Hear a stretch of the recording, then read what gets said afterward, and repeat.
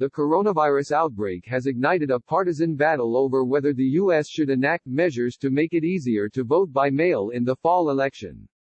After a legal wrangle, Wisconsin controversially went forward with its primary election on Tuesday during what is likely to be one of the worst weeks of the pandemic, raising thorny questions about whether people were putting their health and lives on the line by leaving their homes to vote.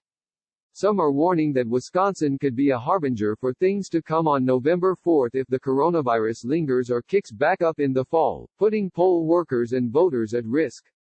Democrats are urging states to move toward all-mail elections, or at least to make it easier to vote absentee, saying it's the only way to ensure that people don't have to decide between risking their health and casting a ballot. Republicans, led by President Trump, are resistant to the idea, warning that voting by mail is prone to fraud or administrative failures that would call into question the integrity of the election.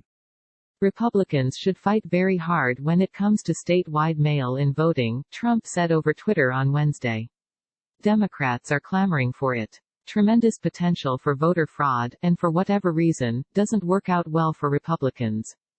Trump cast a mail-in ballot in the GOP primary last month in Florida, which allows voters to request absentee ballots without providing an excuse as to why they need one. If the U.S. were to move toward mail-in voting, several states have already demonstrated how to do so. 35 states allow voters to request absentee ballots for any reason.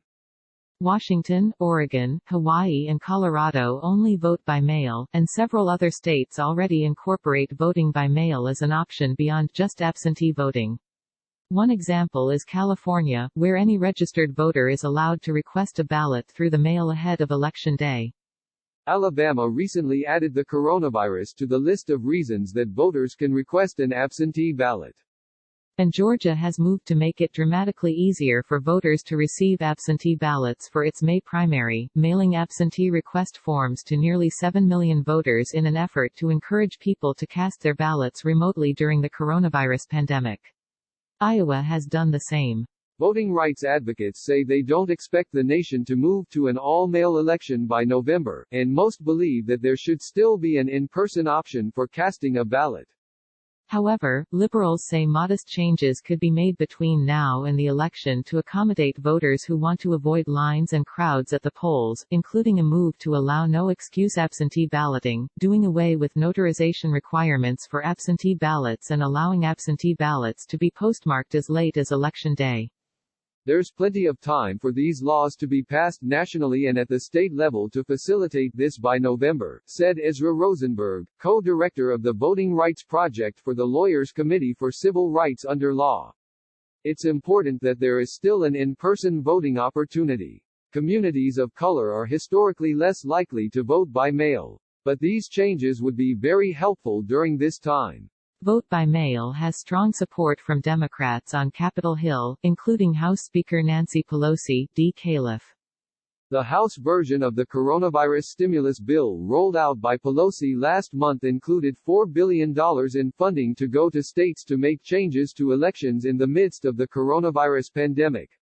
The bill would also have mandated the funding be used in certain ways and that states make voting by mail an option for all registered voters, along with expanding early voting days. However, the final version of the stimulus bill signed by Trump included only $400 million in election funds and no mandates around how to use these funds. Many Democrats and election rights advocates have pushed hard in the weeks since the stimulus became law for Congress to send at least $1.6 billion to states as part of the next coronavirus spending package and that Congress impose requirements to ensure states allow vote by mail. These Democrats are led by Sens. Amy Klobuchar, former Clinton staffers invited to celebrate Sanders dropping out, report Sanders' exit leaves deep disappointment on left. Michael Bennet endorses Biden for President Moore, D. Min, and Ron Wyden, D. Orr, who introduced legislation last month aimed at boosting vote-by-mail efforts. While it is unclear whether Republicans, who backed the inclusion of the $400 million, will be in favor of sending the states more funding, they will almost certainly object to election requirements placed on states. Many Republicans, including Trump and House Minority Leader Kevin McCarthy, R. Califf, have objected to vote by mail due to concerns it would undermine Republican election chances. Others, such as Representative Rodney Davis, IL, the top Republican on the elections-focused House Administration Committee, see any congressional requirements around elections as federalizing the process and taking power away from the states.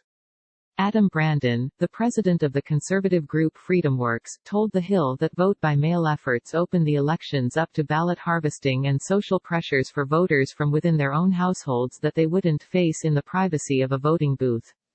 He argued that it would lead to a litany of 11th-hour legal wrangling, potentially delaying the outcome of the election for weeks beyond Election Day. Brandon noted that many Democrats regretted casting ballots early in the primary because their candidate later dropped out. We want to make sure that anyone who can vote, does vote, no question. Election Day should be a federal holiday, and if you're sick or have extenuating circumstances, you should be able to vote by mail, Brandon said. But it's such a slippery slope when you talk about opening it all up to mail. It undermines the sanctity and privacy of your vote, and it will result in teams of lawyers arguing over what gets counted and what doesn't. Election Day should be a day of civic pride, not a day of civic anguish. Election officials in battleground states told TheHill they're doubtful the U.S. will see a full-scale move to an all-mail election between now and November, although they're preparing for an influx of absentee ballots. State legislatures would have to ratify the move to an all-mail election, as most states are legally required to hold in-person voting. The move to all-mail elections on such short notice would be an administrative nightmare, requiring understaffed election commissions to print, mail and count tens of millions of ballots. It took Washington state several years to iron out its all-mail format. People think you can just flip a switch and go to mail-in balloting, an election official in a battleground state told TheHill. But it's extremely challenging.